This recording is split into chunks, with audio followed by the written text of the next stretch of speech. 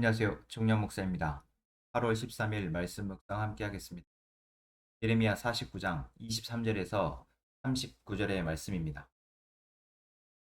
오늘 본문에서 하나님은 예레미야에게 이스라엘 주변에 있는 나라들인 아람의 도시인 다메섹에 대한 심판, 그리고 게달과 하솔, 그리고 엘람에 대한 심판의 메시지를 전하고 있습니다.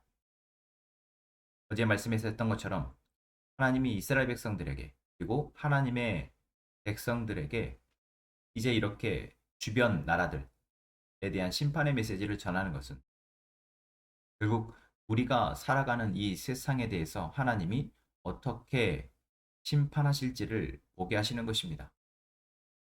모든 세상은 그들의 죄로 인해서 심판을 받습니다. 하나님의 백성인 이스라엘 백성 역시 그 죄에 대한 책임을 비껴갈 수 없다라는 것을 이스라엘에 대한 심판을 통해서 하나님은 보여주십니다.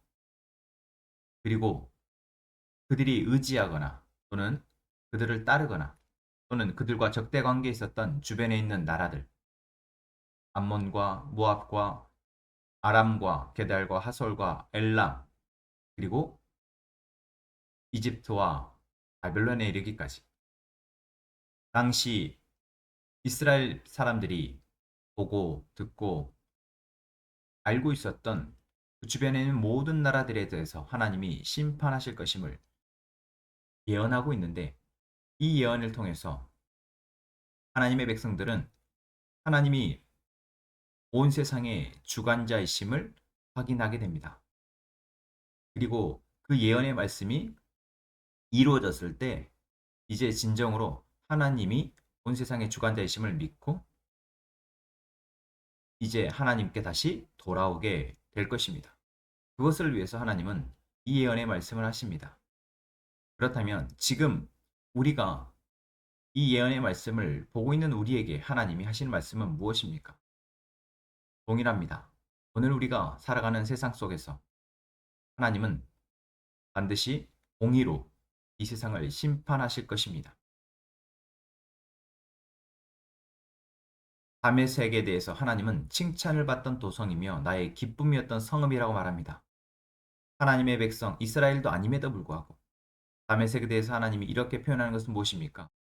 하나님이 그들의 번성과 번영을 용납하셨고 그들은 그 하나님의 용납하심 속에서 하나님이 볼 때 칭찬을 받을 만큼, 많은 사람들로부터 칭찬을 받을 만큼, 높임을 받을 만큼 대단한 도성으로서 자리했다라는 것입니다.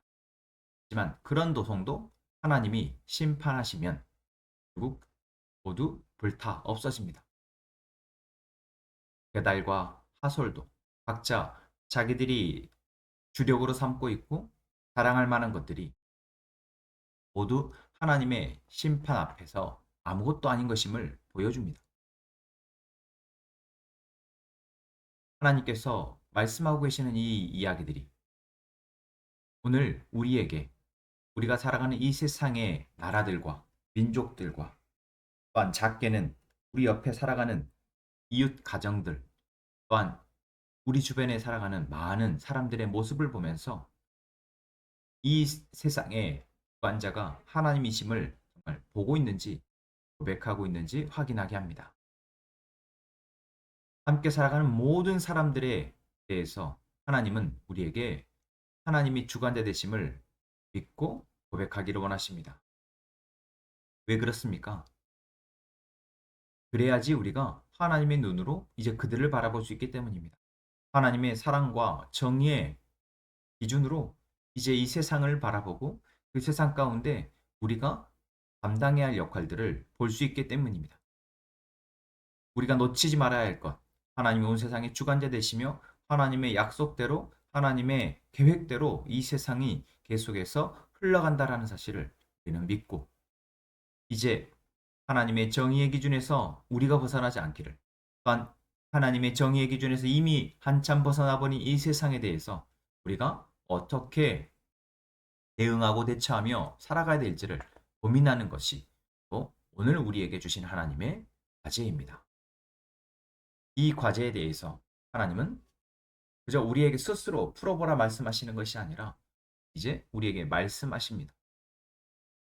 각 나라들에 대해서 그들이 자랑하는 것이 무엇인지 하나님이 정확하게 알고 그것을 심판할 것임을 이야기하고 있습니다. 그것은 우리의 눈에도 그들이 세상의 사람들이 자랑하고 높이고 있는 것들이 결국 없어버리고 썩어져 버릴 화산과 같은 것임을 우리에게 보게 하셔서 그를 부러워하기보다 이제 어떻게 그들에게 진정으로 영원히 사라지지 않을 진리를 그들에게 전할 수 있을지 생각하게 하십니다. 또한 오늘 엘람의 심판의 마지막 39절의 말씀에서 그러나 훗날에는 내가 사로잡혀간 엘람의 포로를 돌아오게 할 것이다 라는 말씀을 통해 그는 비록 우리가 보기에 그들이 하나님의 정의에서 하나님의 사랑에서 벗어나 있지만 그들 역시 하나님이 구원하기를 원하시는 민족임을 구원하기를 원하시는 사람임을 잊지 않도록 하십니다. 이스라엘의 포로만이 돌아오게 하시겠다는 것이 아니라 이스라엘과 멀리 떨어져 있던 엘람의 포로들까지도 하나님이 다시 돌아오게 하신다는 것은 결국 모든 민족이 구원받기를 하나님이 원하신다라는 것이고 그것을 위해서 일하신다라는 것임을 말씀하고 있습니다. 우리가 이 세상을 바라볼 때 그들을 사랑과 정의의 기준으로 판별하고 비판하고 심판하는 것만이 아니라 결국 어떻게 그들이 하나님의 은혜 아래 돌아오게 할 수 있을지 거기에까지 나아가 우리가 그 역할을 감당하기를 하나님은 바라십니다.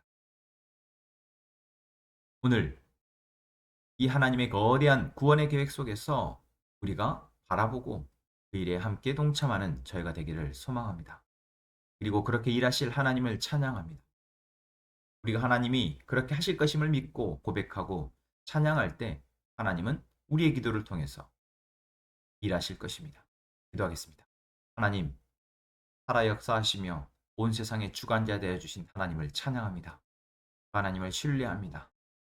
오늘 우리가 살아가는 세상 속에서 우리가 바라보는 많은 사람들 속에서 하나님이 주인 되어 주시고 다스려 주시옵소서. 하나님의 다스림이 이제 이 세상에 어둠 가운데 살아가는 많은 사람들을 구원하는 데까지 이를 것을 믿습니다. 이제 그 하나님의 구원의 계획이 계속해서 이루어지기를 원하며 또한 그 구원의 계획에 우리가 함께 동참하여 이제 모든 민족을 구원에 이르기까지 먼저는 내 옆에 있는 형제와 가족과 이웃에게 구원이 미치도록 우리를 사용하여 주옵소서. 그렇게 일하실 하나님을 찬양합니다. 예수님의 이름으로 기도합니다.